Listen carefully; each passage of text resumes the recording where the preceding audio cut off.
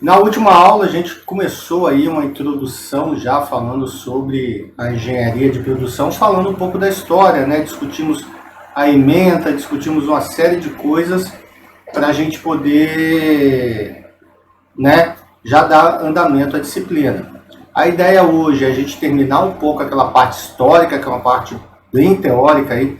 Na verdade, essa introdução ela é bem teórica, até bem de conhecer mesmo sobre engenharia de produção, da onde vem a engenharia, aquela coisa toda, mas a gente poder tocar um pouquinho mais rápido aí, né, conforme for acontecendo as coisas. Então hoje eu já vou pegar justamente daquele momento que a gente parou lá, para a gente poder já dar o procedimento, então, na história da engenharia. Sintam-se à vontade para interromper quando acharem que for necessário. Aqui não tem essa de palestra não, tá? Aqui é discussão.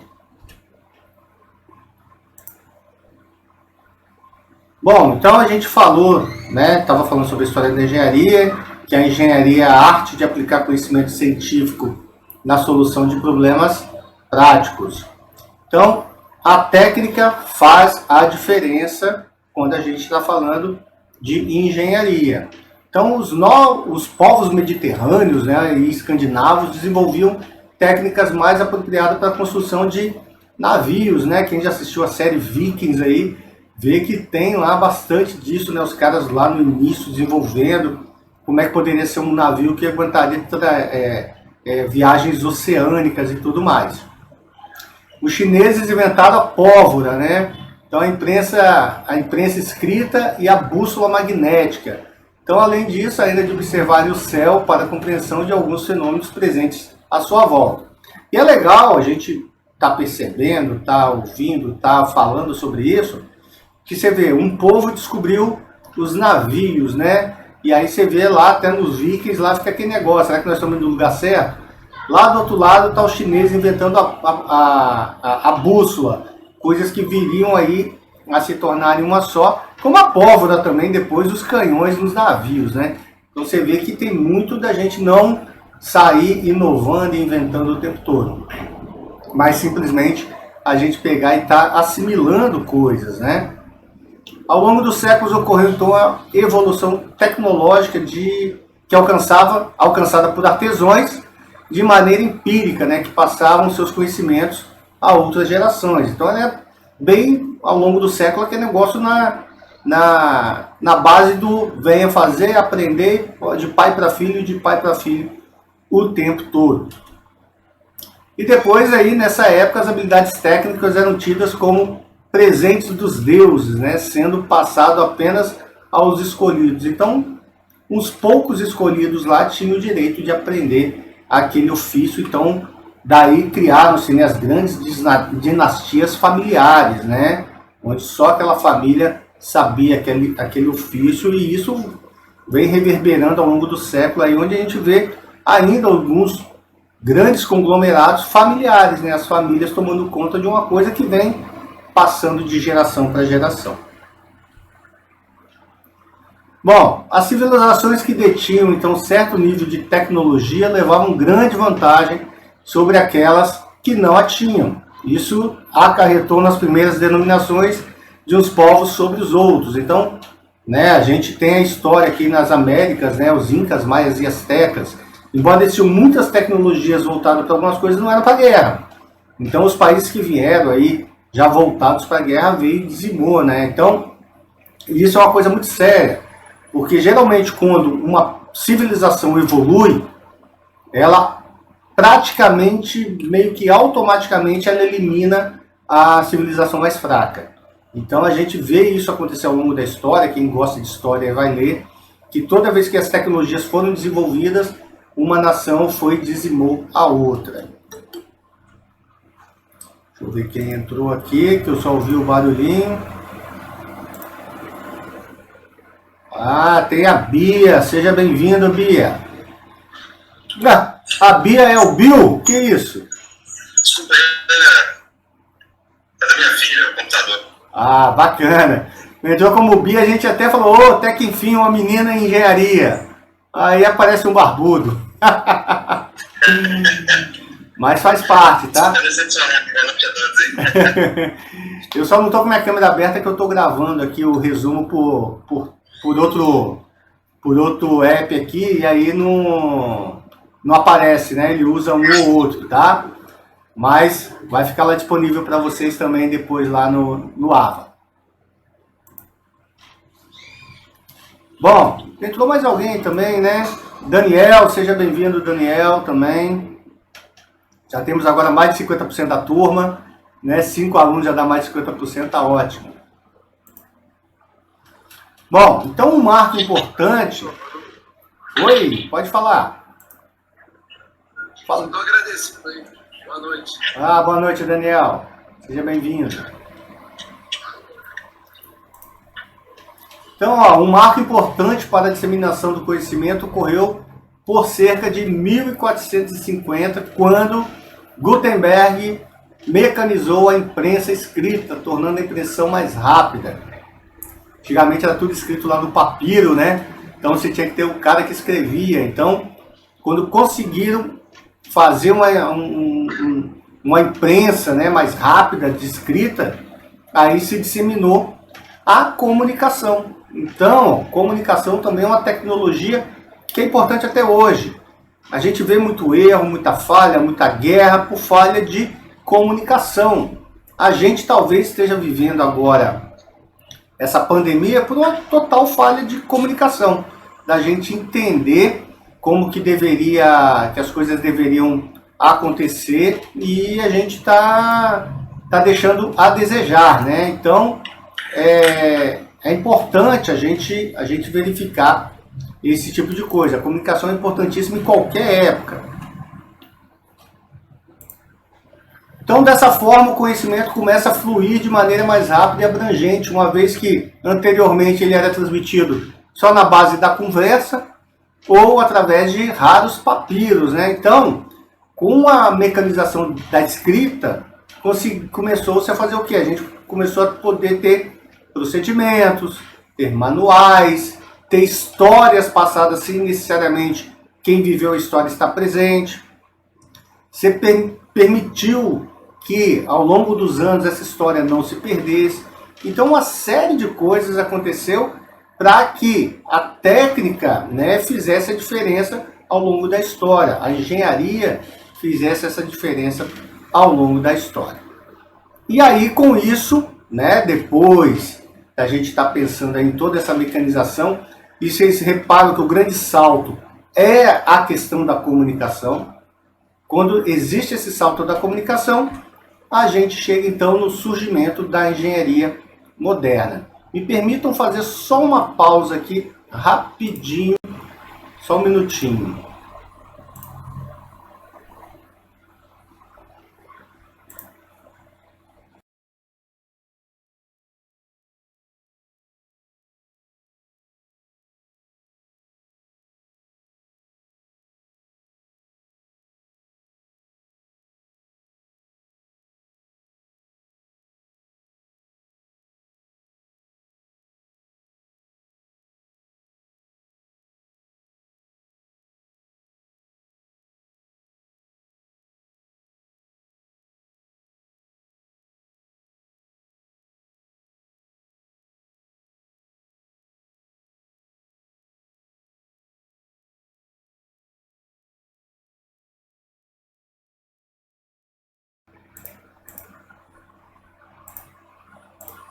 Gente, me desculpem aí, problemas técnicos aqui, mas já está sanado aí novamente. Mas vamos lá. Bom, então com o surgimento da engenharia moderna, né, após a gente está falando aí então sobre uma comunicação. Então, ó, desde os primórdios as técnicas mudaram muito, sendo aprimoradas de maneira significativa. Por que eu estou dando muita ênfase à comunicação? Porque enquanto passavam a história de um para outro, ficava muito ali. A partir do momento que você começou a não mudar a história original, porque estava escrito, a gente começa a ter a possibilidade de pegar aquela técnica que já existia e melhorar sem necessariamente descartar o que já tinha sido desenvolvido. Então a comunicação facilita nesse sentido. E aí surge o conhecimento teórico, então, porque a gente pôde estar escrevendo para fundamentar tudo que a prática pudesse desenvolver para frente. Então, ó, nesse processo de evolução surge um profissional focado na solução de problemas, que em primeiro momento não considerava tanto os aspectos teóricos, mas sim os práticos, né? E construíram estruturas, instrumentos, processos e dispositivos com base em observações passadas. E aí, novamente, né, a gente consegue olhar a história por causa da comunicação. Com a expansão do conhecimento científico aplicado aos problemas práticos, nasce então a figura do engenheiro. Então você vê, tinha o pessoal da teoria, tinha o pessoal prático. E aí, quando a gente consegue juntar esses dois, é que surge o engenheiro, usando então aquele conhecimento teórico, que é o científico, e aplicando a problemas práticos que acontecem todos os dias. E aí surge então a figura da engenharia, ou do engenheiro, né, por assim dizer também.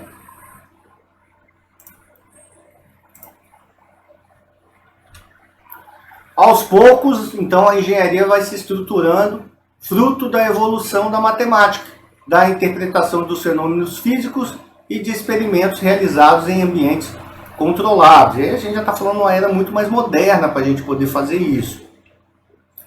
Moderno não significa que foi no século passado, não, tá? Olha aí, ó.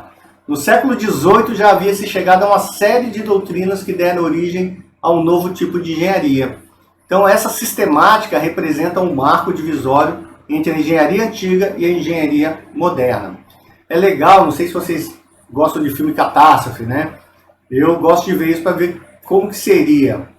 E em todos os filmes catástrofe, vocês podem ver que salva médicos, salva um monte de coisa, e salvam também os engenheiros. Por quê? Porque os engenheiros, que seriam, em tese, os responsáveis pela reconstrução do mundo, né? De tudo isso como a gente já conhece, do jeito que a gente já sabe. Então a engenharia antiga se caracterizava pelo empirismo, pois esses engenheiros trabalhavam com base em conhecimentos passados por antecessores ou ainda com base em sua própria experiência através da observação. Então isso lá atrás, lá naquela conversa de pé do ouvido, lá onde, né, ou veja bem como já aconteceu comigo, e aí um passava a historinha para o outro. Já a engenharia moderna se caracteriza pela utilização do conhecimento científico. Conhecimento científico é aquilo que se pode provar, tá? Ah, conhecimento científico é o que eu escrevi no caderno? Não, isso não é conhecimento científico. Conhecimento científico é aquilo que você consegue provar, por A mais B, que aquele fenômeno vai ocorrer daquela forma. Então a engenharia pegou essa teoria, esse conhecimento científico, para a resolução dos problemas, ou seja, tem uma fundamentação teórica, né? Você não vai construir um prédio, calcular as vigas lá que vão sustentar o prédio, sem um conhecimento. Você não vai chegar e propor um tipo de produção baseado no que você acha que vai dar certo. Não. Temos que provar por A mais B porque é que aquilo vai dar certo. São levados em conta, então, conhecimentos como a estrutura da matéria, os fenômenos eletromagnéticos, a composição química dos materiais, as leis da mecânica, a transferência de energia e as modelagens matemáticas dos fenômenos físicos. Então, a princípio aí, né, eu não sei, mas eu acho que o primeiro, o segundo período de engenharia, ele é muito comum a todo mundo, né? Todo mundo estuda a história da engenharia e coisa e tal, e aí depois o que acontece? Vocês estão vendo que é muita coisa, né? A engenharia ela foi carregando muita coisa junto com ela, até chegar um momento em que fala, olha, a gente tem que separar as engenharias, porque um engenheiro só não dá conta de ser eletricista, mecânico, de produção e civil ao mesmo tempo, né? Nós temos que dar uma mexida para que se torne viável você formar em engenharia. Mas tem uns marcos importantes aí na história da engenharia. Temos aí a tecnologia como a conhecemos hoje só começou a surgir há 400 anos atrás, porém a mesma só teve grande aceleração durante a Revolução Industrial. Por quê? justamente por conta da prática, da teoria, aliada a uma necessidade prática. Então nós estamos colocando a teoria a favor do ser humano, da humanidade. Mas para isso alguns avanços e descobertas anteriores foram necessários. Um dos grandes antecessores dessa época foi Leonardo da Vinci, né? Que reunia o conhecimento teórico e o prático. Então, Leonardo da Vinci foi um daqueles seres que hoje nem tem, né? Aquele cara que pintava, esculpia, era engenheiro, era poeta, era um monte de coisa, e por aí vai. Era, na verdade, um fenômeno, né? Então, ó, entre os projetos idealizados por Da Vinci estão uma roda d'água horizontal, cujo princípio foi usado para a construção da turbina hidráulica, máquinas de escavação, cidades, portos e máquinas voadoras, além de seus estudos científicos, por exemplo, sobre a anatomia humana e obras de artes reverenciadas até hoje. Então a gente tem aí, né, as figurinhas aí que o Da Vinci fez um monte de coisa aí, a roda d'água, a bicicleta, a tentativa aí, né, tá aqui no cantinho, uma ideia do helicóptero, né, como seria o helicóptero, né, tudo bem, que era a ideia hoje é absurda. Pô, que helicóptero feio, mas na época, né, revolucionou. Então, a gente consegue pegar o ar e usá-lo a nosso favor para a gente levantar voo em alguma coisa? É isso aí. Então, em 1590, o físico Galileu, disposto a provar alguns ensinamentos de Aristóteles, teria convidado membros da Universidade de Pisa para assistir a uma experiência, a queda livre simultânea de dois corpos de pesos diferentes. Então você vê, muito da física aí, né? Galileu estudou, por exemplo, problemas de levantamento de pesos, inventou o termômetro, investigou as leis de gravitação e oscilação e pôs à prova antigos ensinamentos de Aristóteles. Devemos lembrar que a ciência de Aristóteles vigorou por cerca de 2000 anos, e que só foi desbancada consistentemente por volta do século XVII. E, provavelmente, minha filha ou a filha de vocês de 7, de 5 anos, já tem infinitos milhões a mais de informações do que esses caras tinham. Então os caras não tinham informação nenhuma, né? Hoje em dia está na palma da mão, e eles já faziam isso tudo. Aí a gente fica pensando, né? Será que se esses caras estivessem hoje vivos, será que mudaria alguma coisa? Será que eles pensariam alguma coisa fora da caixa? Né? Porque quem estava aí nessa época estava pensando totalmente fora da caixa. Eram os malucos, né? Galileu Galilei, por exemplo, ele foi condenado à morte.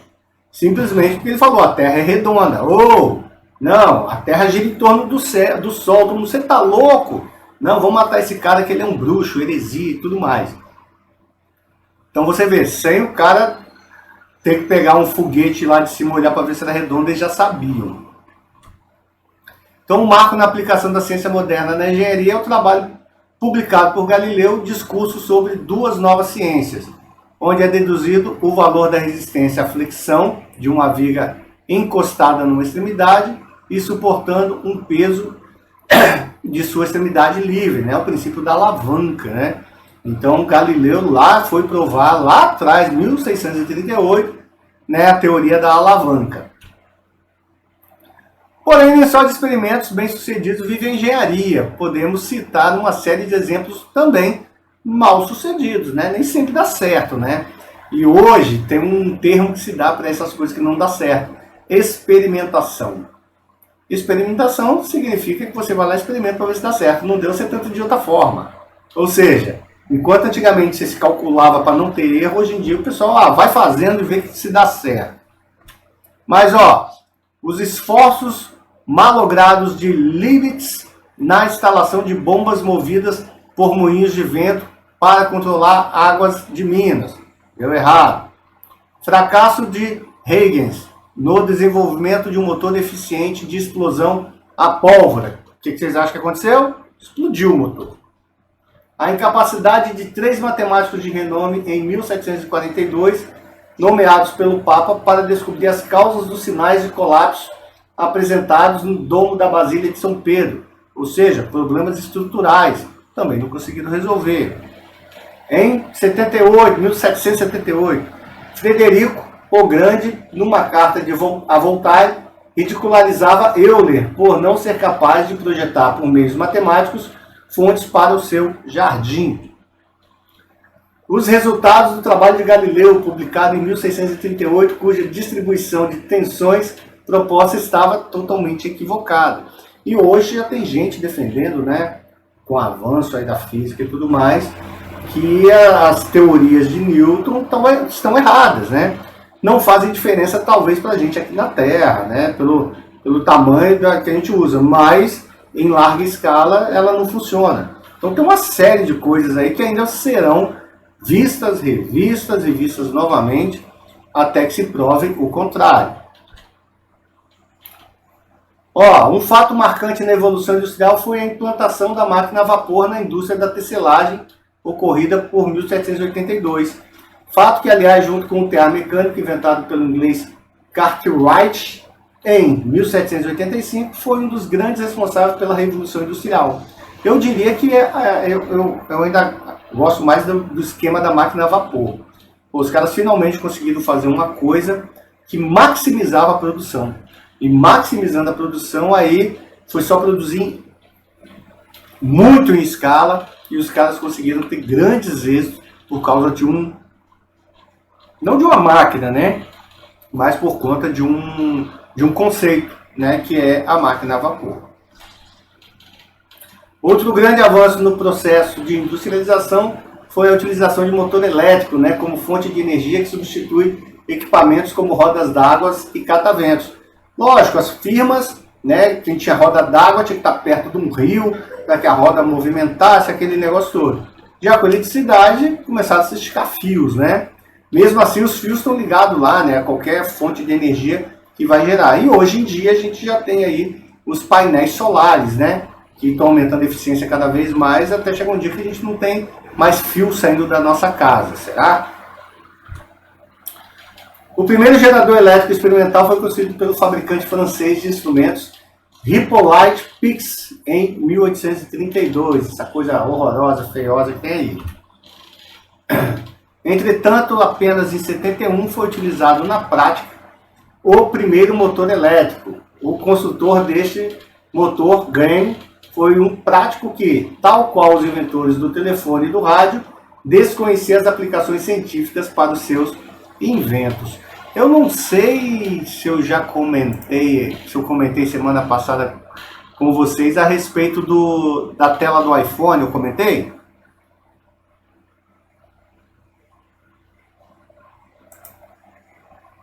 Sim, não? Comentei, né? Mas comentou, sim. Oi? Em breve, mas você fez um leve comentário, sim. Né, porque se encaixa muito nisso aí, né? Parece a questão dos práticos. Os caras criam as coisas e não tem a menor ideia para que vai usar aquilo. Pode falar, Oscar. Não, só isso mesmo, foi só para falar que você comentou. Não, bacana. Então você vê, tem muita gente aí, e isso é fato, tá? Tem muita gente aí construindo um monte de coisa e não tem ideia para que serve aquilo. E tem muita gente que está pensando em construir algo, mas falta aquela tecnologia, né? Quando essas coisas se casam, é excelente, né? Igual a história... Existem, na verdade, várias histórias sobre o post-it, né? Dizem que uma delas, né? Dizem que um dos inventores lá na 3M errou a mão da cola e a cola ficou fraca.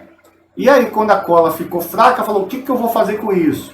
E aí, um pouco de cola caiu um papel em cima, ele descobriu que na hora que ele puxava não rasgava o papel, mas ele colava. E aí, tá feito o post-it aí que todo mundo usa. Né? São histórias que tem, mas que realmente são invenções que acontecem e ninguém tem ideia para que serve, vai passar muito tempo até que alguém dê algum destino àquilo.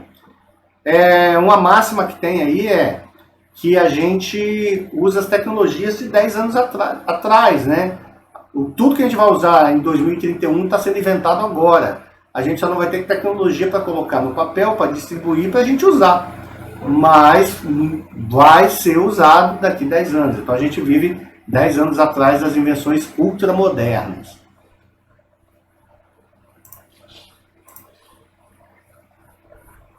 Bom, outra coisa aí, né? A engenharia como profissão oficial, quando realmente fala assim, agora nós temos que criar as escolas de engenharia, agora é oficial, existem engenheiros, existem vocês daqui a 4 anos.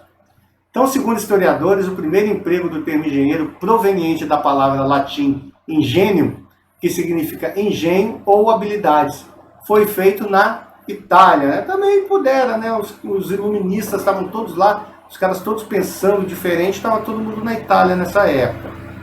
Oficialmente, essa designação apareceu pela primeira vez numa ordem régia de Carlos V da França, mas apenas no século XVIII é que começou a ser utilizada para identificar aqueles que faziam técnicas com base em princípios científicos. Antes disso, esse termo designava aqueles que se dedicavam ao invento e à aplicação de engenhos. Né? Então, o engenheiro, né, era um grande inventor e vivia de fazer engenho, né? Como a gente vê aí, engenhos de açúcar, engenhos de cana, que existiam no passado. Apenas em 1814 é que o termo engenharia foi dicionarizado em língua portuguesa. Então você vê, esse termo engenharia tem 200 anos, 207 anos, né? Não é tão velho assim. O primeiro título de engenheiro foi usado pelo inglês John Smeaton, que teria se auto-intitulado engenheiro civil. Você vê, né? O primeiro título de engenheiro foi alguém que se intitulou, eu sou engenheiro a partir de agora, e bola para frente, não quero nem saber. Inicialmente, essa designação serviu em muitos países para definir toda a engenharia que não se ocupava de serviços públicos ou do Estado. Em outros países, compreendia toda a engenharia, com exceção da engenharia militar. E aí surge, então, já que agora oficialmente existem engenheiros, a gente precisa de escolas de engenharia, né? Da qual hoje a Fábula também faz parte, né? Das escolas de engenharia. Aí com vocês, os nossos engenheiros de produção.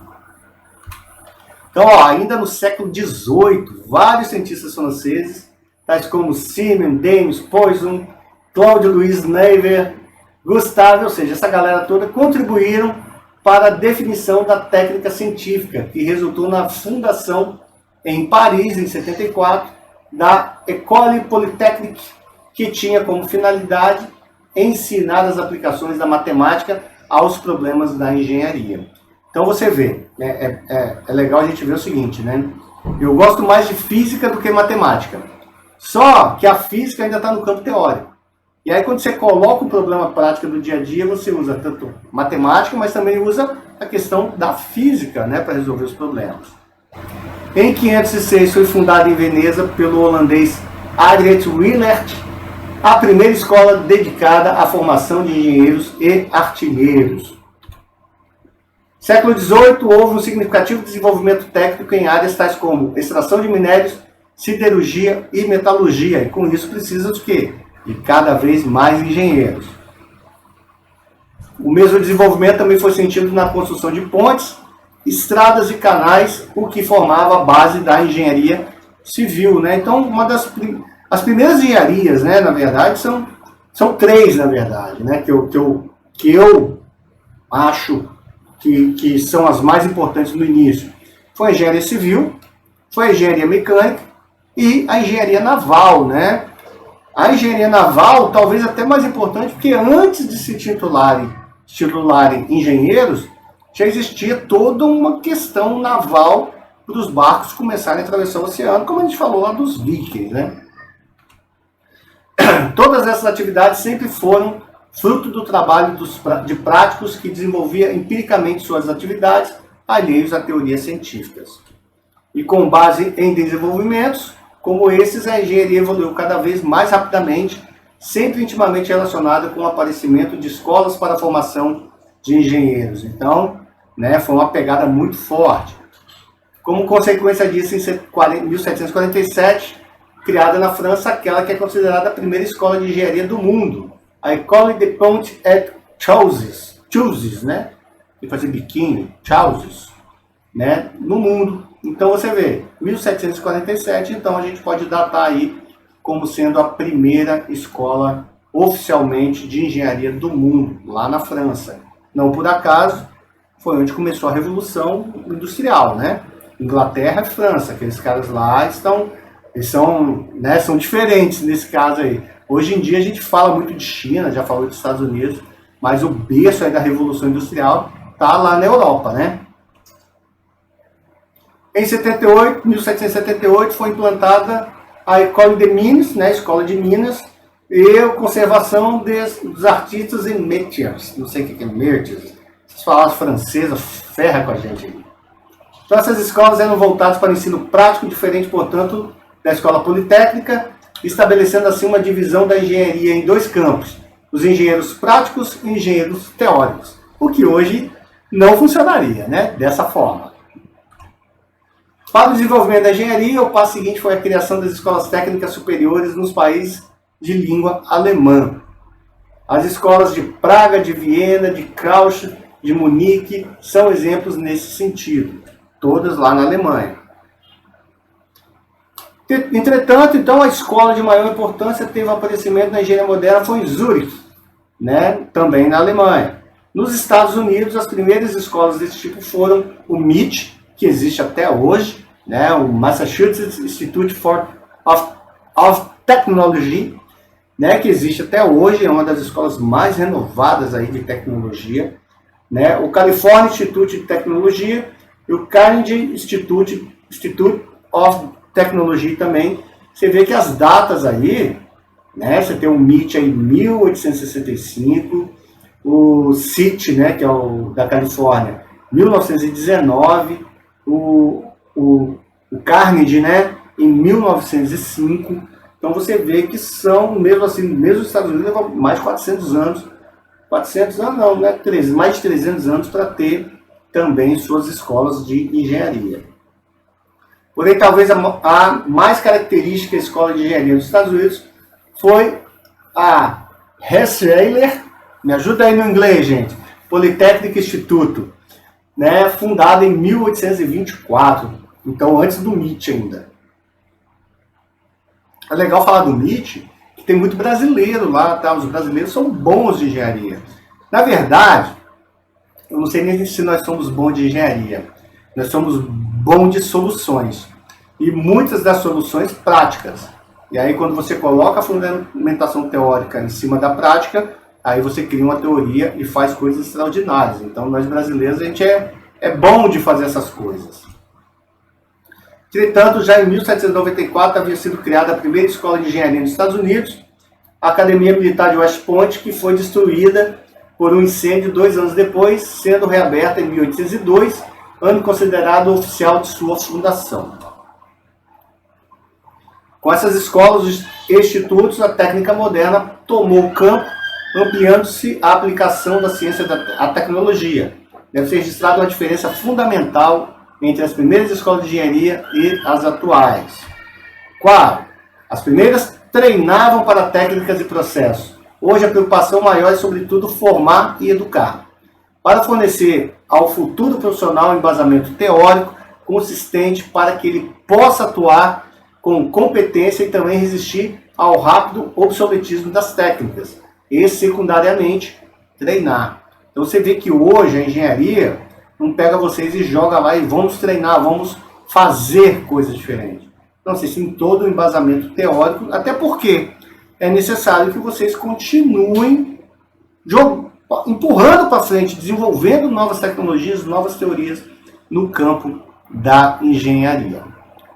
Turma, até aqui alguma pergunta, alguma dúvida? Vocês estão quietinhos aí? Não sei se vocês estão dormindo. Tem questão no chat aqui, ó. Maria Tereza Borborema da Silva, vamos em frente. Desculpa, gente, minha internet estava falhando. Ah, tudo certo aí. Professor, para mim tá tranquilo. Tá tudo tranquilo? Tá bem bacana a explicação aí, tá? Na verdade, nós estamos contando história, né? A história tá bem bacana mesmo. Luciano, para mim também tá tranquilo, tá?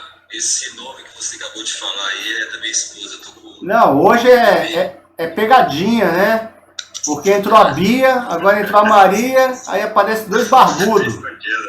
Né? É pegadinha isso, né? A próxima vez eu vou falar assim, não, todo mundo abre a câmera que eu só acredito vendo agora. Mas tá bacana. Se eu estiver indo muito rápido, vocês falam, porque história, né? Contar história às vezes fica muito maçante, né? A partir do segundo capítulo a gente já começa a ver umas coisas diferentes aí, do segundo momento, a gente começa a andar um pouco mais, né? Para preparar vocês para o que vem pela frente aí, na questão mesmo de técnicas, na questão de observação, né? Daqui a pouco começa a melhorar. Os primeiros é assim mesmo, é chato mesmo, tá, gente? Mas faz parte. É interessante a gente conhecer nem toda disciplina, tá? Isso que é importante dizer. Nem todo curso tem uma história para contar. Igual a engenharia tem, a administração tem. Tem muito curso aí que o professor já pega lá na frente e bola para frente, sem você saber. E é por que é importante saber o que foi o passado? Até para a gente saber qual a evolução que está indo para o futuro. Então vocês vão se formar em engenharia em 2025. Para começar a exercer, deixa eu ver, 21, 22, 23, 24. Para começar a exercer em 2025, né? E aí tem um monte de fatores que a gente tem que olhar para trás para saber como é que vai ser a profissão de vocês em 2025. Acredito que não tem ninguém aqui estudando simplesmente por ter uma graduação em engenharia. Só para dizer que eu sou engenheiro. Você investiu dinheiro e 4 anos da sua vida só para dizer que sou engenheiro.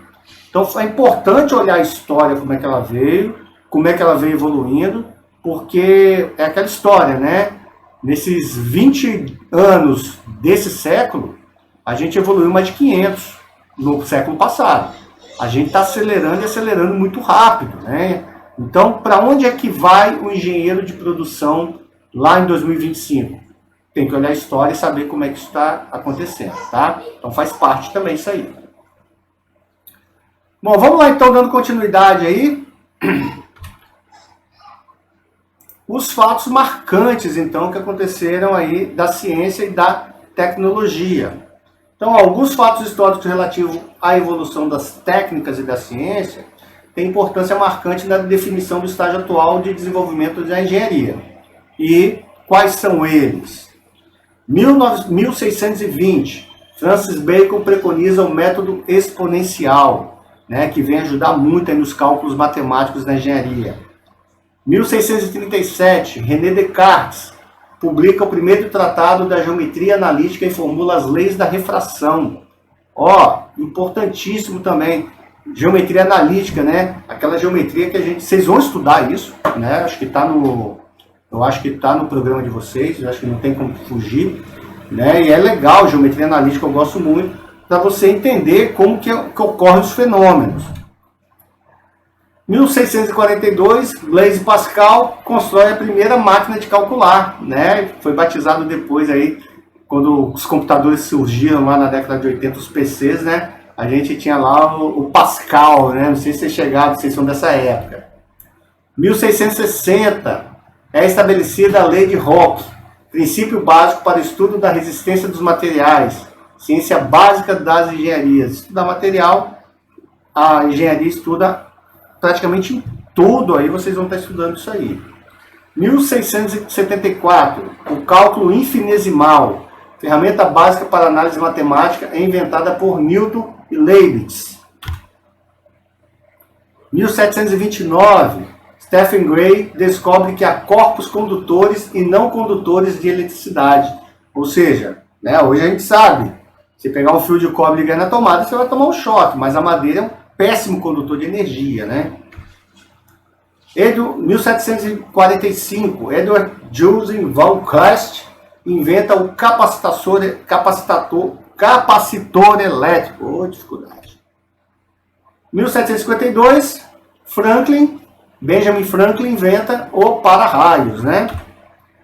1764, James Watt inventa o condensador, componente fundamental para o motor a vapor, né? Que a água vai se condensando lá e aí vai se movimentando os pistões, né? 1768, Gaspar Monge cria a geometria descritiva. 775, Pierre Simon inventa a turbina d'água. 789, Anthony Laurent Lavoisier enuncia a lei da conservação da massa, né? Isso aí é muito famoso quando a gente está lá iniciando a sexto ano hoje em dia, né? Nada se perde, nada se cria, tudo se transforma, né? Então a massa é sempre conservada na natureza. 1390, Lavoisier publica a Tábua dos 30 e um primeiro elemento né? Ficou errado ali, um dos primeiros elementos químicos. 1800, Alessandro Volta constrói a primeira bateria de zinco e chapas de cobre. Bateria que hoje, né, voltou à tona, a gente construir baterias cada vez mais eficientes, justamente porque a engenharia mudou, né? Agora, daqui 20 anos só tem carro elétrico, né? Então mudou bastante.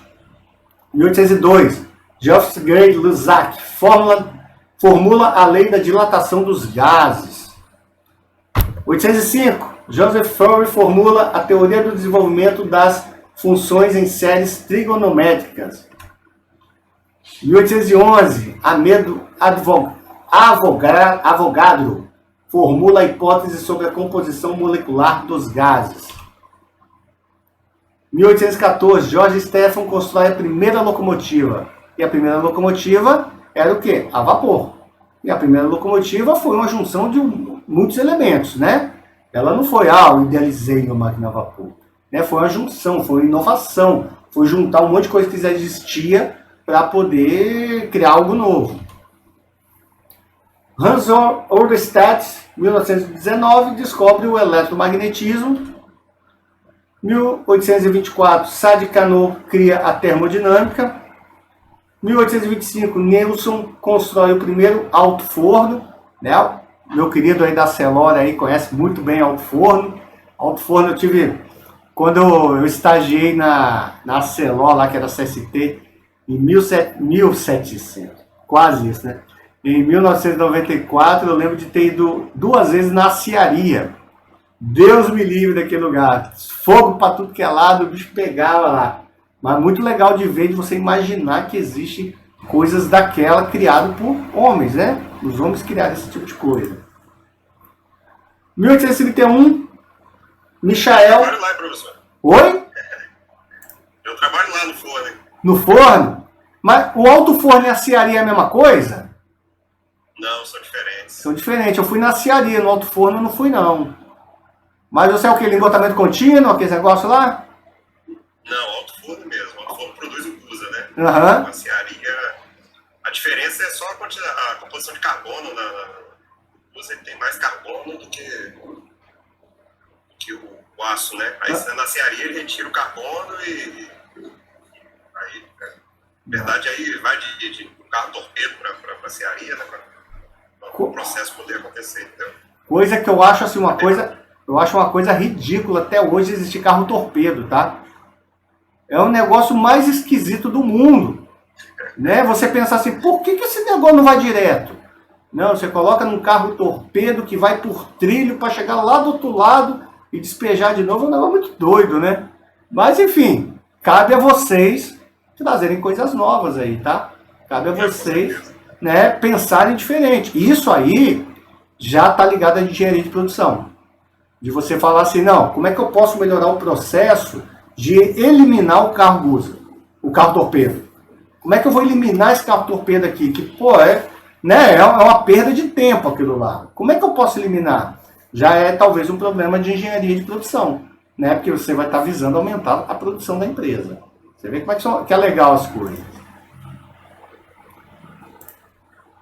Bom, 34, Charles Babbage inventa a máquina analítica ancestral do computador, né? Eu já acho que o ancestral do computador é o ábaco, né? Que os chineses lá, japoneses, não sei, que o pessoal oriental fazia conta lá muito rápido. 1837, Samuel Morse inventa o telégrafo elétrico. Olha a comunicação. Você vê, tivemos a parte, quando começou a escrever as coisas, e aí as pessoas conseguiam ler, e aí quando veio o telégrafo, agora as pessoas começam a se comunicar à distância. Então já é um outro salto, né, na evolução do ser humano, né? 1855, Henry constrói o primeiro conversor para a produção do aço. E aí entra lá no alto forno, que você conhece muito bem. 67, Monnier inventa o processo de construção de concreto reforçado, que eu acredito hoje ser o refratário, tá? Alguma coisa assim. 78, Thomas Edison inventa a lâmpada elétrica, né? Isso aí é um invento muito famoso, que não por acaso a gente usa até hoje, né? Então você vê que a gente ainda tem uma coisa para iluminar baseada numa tecnologia de 1878. Quando a gente pensa assim, a gente fala, não, mas peraí, gente. Pô, a gente não consegue melhorar? Ah, consegue. Lâmpada de LED, TV fluorescente antes, mas o princípio ainda continuou o mesmo, né? Será que a gente vai chegar um dia em que não vamos precisar de ter uma lâmpada na tomada lá ligada à eletricidade? E ela vai, sei lá, absorver energia do ar? Vai saber, né? Isso tudo é possível. 1885, Daimler e Benz, né? Constroem o primeiro automóvel. E aí, ó, daí vai surgir mais no futuro a Mercedes-Benz, né? 1891, é construída a primeira linha de transmissão elétrica em corrente alternada, né? Lá nos Estados Unidos. Teve uma guerra, né, na verdade, para descobrir qual corrente que ia ser, se alternada ou a corrente contínua. Tem uma série muito legal de vocês verem, tá?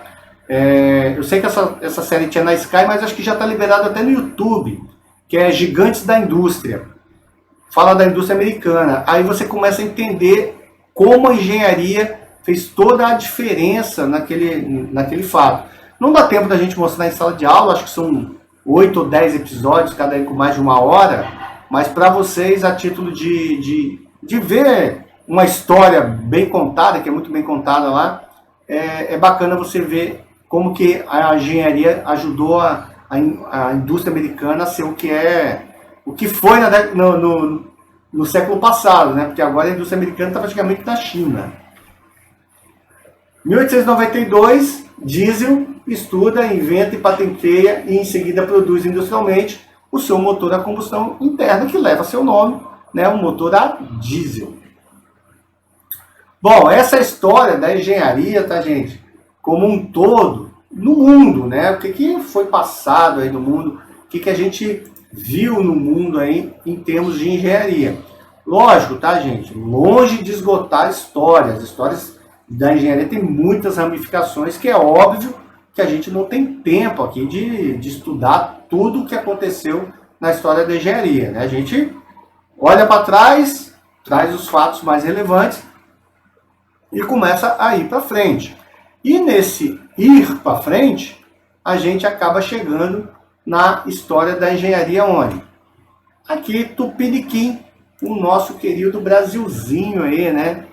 A história de vocês, né? Então, ó, a trajetória histórica da engenharia no Brasil começou com uma necessidade bastante específica de Portugal, fortificar a nova colônia e torná-la mais habitável. Só por isso que a escola de engenharia veio para o Brasil. Ou seja, o Brasil começou a ficar grande, aí depois, né, Portugal começou a vir para cá, os portugueses precisavam de casas melhores, ruas melhores, precisavam de navios melhores, ou seja, o Brasil de colônia começou a ter alguma demanda que Portugal não conseguia mais suprir. A partir desse momento, faz a necessidade de ter engenheiros no Brasil, né, para desenvolver aqui, construir aqui e fazer aqui. E aí começam a chegar os engenheiros, começa a surgir, né, as escolas e os engenheiros do Brasil.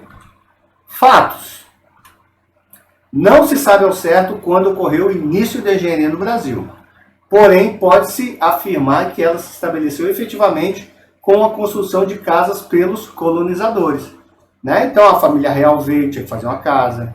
Aí junto com a família real vinha uma tropa junto, tinha que ter casa para todo mundo, né? O pessoal ia dormir no acampamento. Então, né, o Brasil começa pela engenharia civil, né? Construindo a casa aí para os colonizadores. Em seguida vieram as primeiras obras de defesa. Aí começam as muralhas e fortes, que alguns a gente vê até hoje aí, né? Rio de Janeiro tem alguns fortes, Salvador tem um, né, muito famoso. Então, assim, a gente começa a ver algum tipo de fortificação também em engenharia civil. Porém, a engenharia começou a tomar modelo que conhecemos hoje a partir das atividades dos oficiais engenheiros e dos mestres consultores de edificações civis e religiosas. Então, aí quando a gente fala assim, né, a partir das atividades dos oficiais engenheiros, que oficiais eram esses? Os militares de Portugal. O desenvolvimento da engenharia no Brasil manteve-se por muito tempo atrasado, né? Eu ainda acho que a gente no Brasil, a gente ainda está atrasado. Mas por que a gente está atrasado? Porque a gente perde muito capital intelectual para o mundo. Né? Igual eu falei para vocês, você chega lá no MIT, tem um monte de engenheiro lá, tem um monte de brasileiro. Tem um monte, esses caras não voltam. Ah, o Brasil é bagunçado, o Brasil não dá para sobreviver e tal. E aí os caras ficam lá fora, desenvolvendo coisas fantásticas, ensinando coisas fantásticas para os caras lá fora, porque a gente aqui não consegue absorver esses caras. É igual jogador de futebol, né? O jogador de futebol, quando o cara é bom, a gente perde ele, não fica no Brasil. Né? O Brasil não consegue reter talentos. Então o Brasil tem muito talento, mas a gente deixa cada vez mais os talentos escaparem entre os dedos, né? E eles não estão errados, né? Todo mundo quer uma vida melhor. Isso aconteceu pelo fato de a economia ser baseada na escravidão, que representava uma mão de obra bastante barata, não sendo do interesse da monarquia a instalação de indústria na sua colônia. Ó, parece o que acontece hoje, né? Para que eu vou pôr indústria, né? Tinha um monte de escravo lá, e aí o escravo é barato, escravo nasce todo dia, se morrer já tem outro para pôr no lugar, e assim foi o Brasil aí, seguindo até hoje, tá? Olha só que eu vou falar que afirmação séria. Até hoje, a gente não é um país desenvolvido. Nós não somos nem um país em desenvolvimento. Muito pelo contrário, nós somos um país subdesenvolvido que parou de se desenvolver. Então, as indústrias estão indo embora, igual a Ford, a gente comentou na outra aula. Algumas outras indústrias automobilísticas já estão estudando parar sua produção um tempo. E esse parar um tempo é mais ou menos o estou indo embora. Então, a gente tem que tomar um cuidado para a gente não virar um país rural de novo, tá? Então, a gente precisa fazer para o Brasil e pelo Brasil. A referência mais antiga com relação ao ensino de engenharia no Brasil, conforme citado por Pedro da Silva Teles em seu livro História da Engenharia no Brasil, parece ter sido a contratação do holandês Miguel Timmermans em 1648 e 1650 para aqui ensinar sua arte e ciência. Então é legal a gente ver que assim, ensinar uma arte, né? Não é ensinar sua teoria, ensinar uma arte. Parece que só ele sabia fazer aquilo. Talvez na época até fosse. Então, muitas outras iniciativas semelhantes foram, com o tempo, escrevendo o início da história do ensino de engenharia no Brasil. Porém, sempre de forma sazonal ou ainda muito incipiente, né? Muito acanhado, muito tacanho, muito devagarzinho. A primeira escola de engenharia propriamente dita, então, oficial, Academia Real Militar, criada em 4 de dezembro de 1810. Então, a primeira escola de engenharia teve há 211 anos atrás, pelo príncipe regente, o futuro rei Dom João VI, vindo a substituir a Real Academia de Artilharia, Fortificações e Desenho, está instalada em 17 de dezembro de 1792. Com o passar dos anos, a Academia Real Militar sofreu várias reformas e transformações. Depois da independência, teve seu nome mudado para Academia Imperial Militar. E mais tarde para Academia Militar da Corte. Em outubro de 23, um decreto permitiu a matrícula de alunos civis, que não mais eram obrigados a fazer parte do Exército. Mas o Exército ainda continua tendo a sua academia, né? Academia Militar do Exército lá, que formam... Como é que é a sigla? Gente, né? Academia Militar do Exército, não, tem o IME, né? Instituto Militar do Exército. Então você vê que você tem o IME, ainda hoje formando engenheiros, né? São militares, mas não necessariamente eles, depois que terminam, são obrigados a ficar lá. Eu acho que eles só ficam por causa dos 20 mil de salário, tá?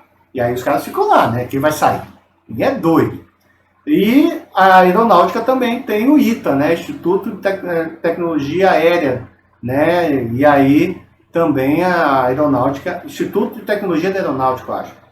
E aí tem esses dois aí ainda hoje aí, fortíssimos, dificílimos de entrar. Toda hora a concorrência é desumana, até porque você entrou num dia, no outro você está recebendo salário para estudar. Isso é legal.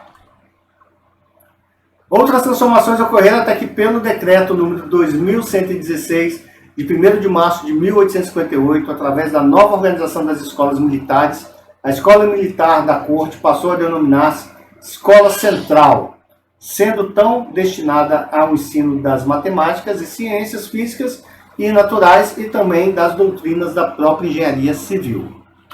Com essas modificações, o ensino militar ficou a cargo da Escola de Aplicação do Exército, agora denominada Escola Militar e Aplicação do Exército, e da Escola Militar do Rio Grande do Sul.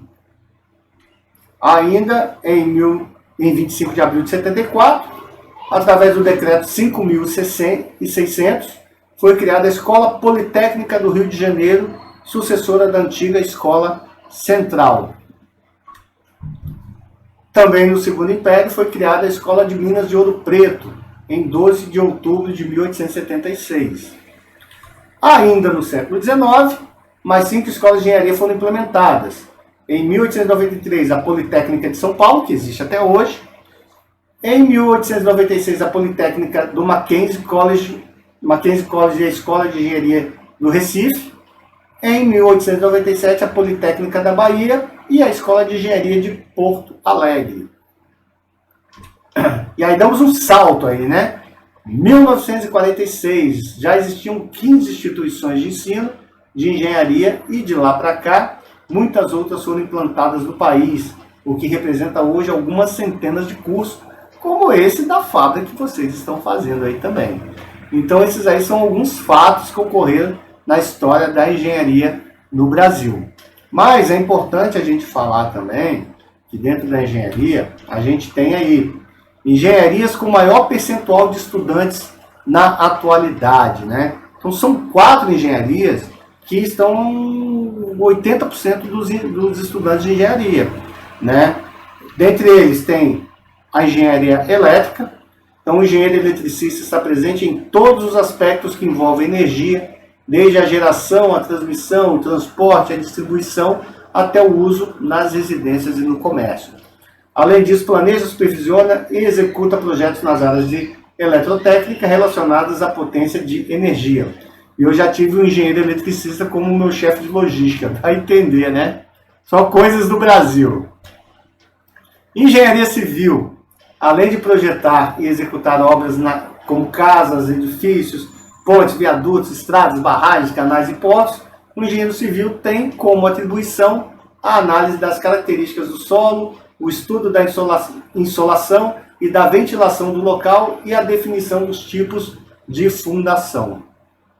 Vocês, engenheiros de produção, é o ramo da engenharia que gerencia os recursos humanos, financeiros e materiais para aumentar a produtividade de uma empresa. O engenheiro de produção é peça fundamental em indústrias e empresas de quase todos os setores. Então a gente estava falando sobre mercado, né, na aula passada, né, que é o mercado para engenheiro de produção, né, e foi o que eu falei, ele cabe em praticamente todas as empresas. Todas as empresas você pode ter um engenheiro de produção trabalhando para melhorar a sua produção. E a engenharia mecânica, né, talvez a mais famosa delas aí, é a engenharia que cuida do desenvolvimento de projetos, da construção e da manutenção de máquinas e equipamentos. O engenheiro mecânico desenvolve e projeta máquinas, equipamentos, veículos, sistemas de aquecimento e de refrigeração e ferramentas específicas da indústria mecânica. Queridos, isso aí então é a engenharia no mundo e a engenharia no Brasil. Dúvidas, perguntas, algum compartilhamento que vocês queiram fazer aí? Professor, boa noite. Boa noite, Deixa olá. eu só te perguntar, se a gente fazer assim, a gente pode estar complementando essa engenharia de produção, se eu interessar fazer uma engenharia elétrica, a gente pode estar complementando isso aí? foi o que eu falei. Eu não sei se é os 2 primeiros períodos ou os 2 primeiros anos da engenharia tende a ser igual para todo mundo, para todas as engenharias. Todas estudam a mesma coisa. Né? Eu não sei como é que está a grade de vocês, mas vocês vão estudar cálculo, vocês vão estudar história da engenharia, vocês vão estudar matemática, vão estudar física pra caramba. Eu acho que para todo mundo é igual. E aí, os últimos 2 anos, ou 3, dependendo da engenharia, é que muda e vira específico. Então, provavelmente, professor, eu fiz engenharia de produção, eu acho que é 2 anos, tá? E agora eu quero fazer engenharia civil. Você vai entrar, em vez de estudar, eu acho que engenharia civil, não sei se eu me engano, salvo engano, são 5 anos. E aí, se eu quiser estudar engenharia civil, eu posso entrar lá e estudar mais 3 anos e sair como engenheiro civil. Entendi, então. Entendeu? Você aproveita muita Eu tenho coisa. interesse de fazer também eu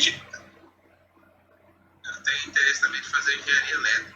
Sim. Gosto muito dessa área. Não, a parte básica que é para todas, você vai aproveitar praticamente todas. Daniel? Fica onde você Oi? Fica onde você tá, meu amigo. Fica onde você tá, se você tá melhor.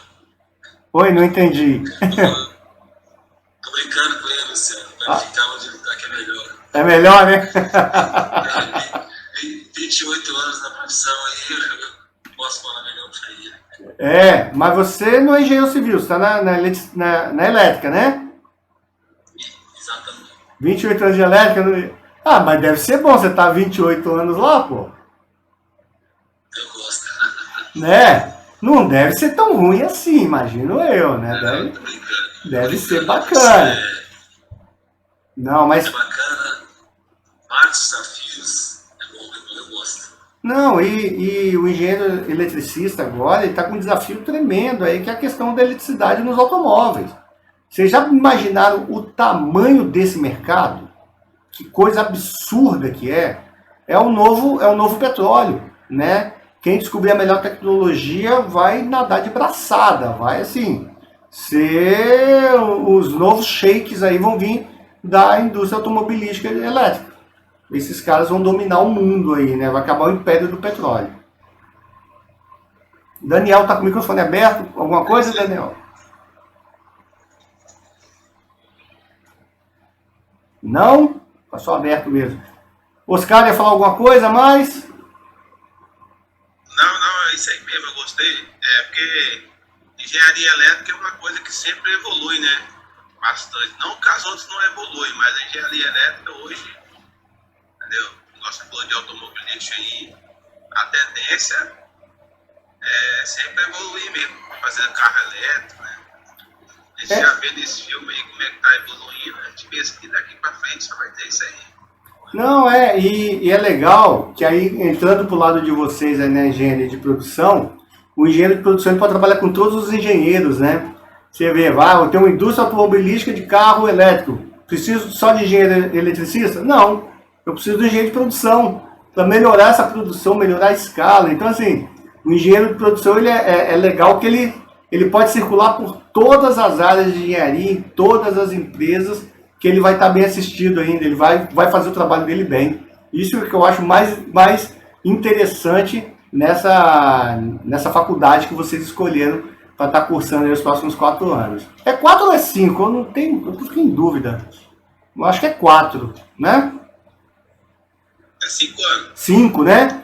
Então todas são 5 mesmo. Isso aí. Então, assim, é bem legal. Eu acho que o engenheiro de produção ele tem vida longa, tá? Talvez tenham algumas outras engenharias que já estão bem ficando ultrapassadas, talvez. Ultrapassadas assim, é aquela história. Primeiro você separa, aí daqui a pouco vem e começa a juntar algumas engenharias porque não tá legal. O Daniel tá colocando aqui, meu áudio não funciona, não sei porquê, aí desisti de falar. Que pena, mas se Deus quiser, sem ser a próxima semana ou outra, a gente vai estar falando lá na sala, que fica um negócio muito mais dinâmico, muito mais legal. Bom, mas para mim não ficar aqui falando com vocês, né, que vocês estão vendo uma bolinha falando e eu estou vendo outras, né, eu trouxe aqui um estudozinho de caso pequenininho para a gente poder estar fechando na aula de hoje ainda, né? que é o seguinte. Francisco sempre gostou de cálculos. Por causa de suas boas notas em física e matemática, seus pais insistiram com ele para que fizesse vestibular e seguisse a carreira de engenheiro. Especialmente porque todas as pessoas de sua família estão ligadas à área de engenharia. Francisco, aprovado na seleção, ingressou na faculdade de engenharia da cidade, mas sente que, apesar do seu bom humor, do seu bom desempenho, das disciplinas de exatas durante o ensino médio, falta-lhe alguma coisa. Ele ainda não se encontrou no curso. Lembrando que não fala qual a engenharia que ele está fazendo. E aí vem a pergunta, o que falta para Francisco começar a se sentir engenheiro? E aí a mesma pergunta que eu transmito a vocês, para que vocês me deem a resposta. O que falta, né? Se falta para alguém, se você já tem isso, né? Como é que você sente isso para a gente poder falar para o Francisco? O que falta para ele se sentir engenheiro? O que você precisa sentir para começar a agir como engenheiro? Então, esse é o grande questionamento que eu vou deixar aqui hoje para vocês. E aí é lógico que isso tem tempo, e o tempo é curto, tá? Nós não vamos ficar aqui até, né? Entrega semana que vem. Não, tem disso não. A gente, quando faz engenharia, vocês são da área de exatas, o negócio fica um pouco mais fechado, né? Mais sincronizado. Então, eu coloquei lá, eu acho que vocês têm até 22 horas para fazer esse exercício aí. Lógico, eu não coloquei ali, mas deixa eu colocar. Espera aí. Agora que eu vi que está faltando aqui. Deixa eu anexar um negócio a isso aqui. Espera aí, rapidinho, gente.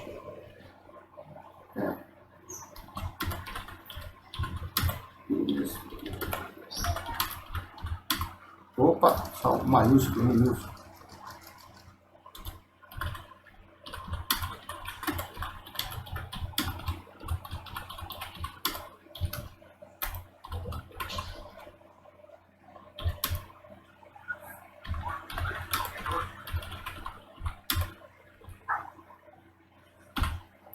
Né? Porque... Sim, Daniel, estamos te ouvindo. Ei, tô vendo. Ó, gente, eu acrescentei ali um detalhe que eu tinha esquecido, tá? Vamos fazer um textozinho aí de no mínimo 20 linhas na letra tamanho 12. Esse exercício aqui, ele tá já lá no portal no AVA da faculdade, tá? Então, como é que vocês fazem com ele? Acessa o AVA, lá no AVA. Eu deixei lá na unidade 1, tem lá exercício, está na estudo de caso. Vocês vão clicar nele e ele vai levar vocês para ele vai abrir uma outra janela, né? Ou na mesma. Aí vai estar lá, estudo de caso. E aí você vai poder fazer a sua tentativa. Até tô vendo aqui, tentativas. Deixa eu ver, teve gente aqui que já até fez, eu acho. Deixa eu ver. Ó, o Hudson, né? Já foi lá e começou a fazer e coisa e tal, mas é isso mesmo. Então, gente. Não, é isso aí, você está se adiantando já, né? Mas não tem problema não. Então, aos demais aí, gente, entrem lá, façam o exercício, enviem, e aí na semana que vem a gente já entra discutindo esse estudo de caso na aula, ok? Bacana aí? Beleza, então quem quiser sair pode sair para ir lá fazer, né, sair da sala. Eu ainda vou permanecer aqui até as 21 horas, tá? Se alguém precisar de alguma coisa, eu vou estar à disposição aqui.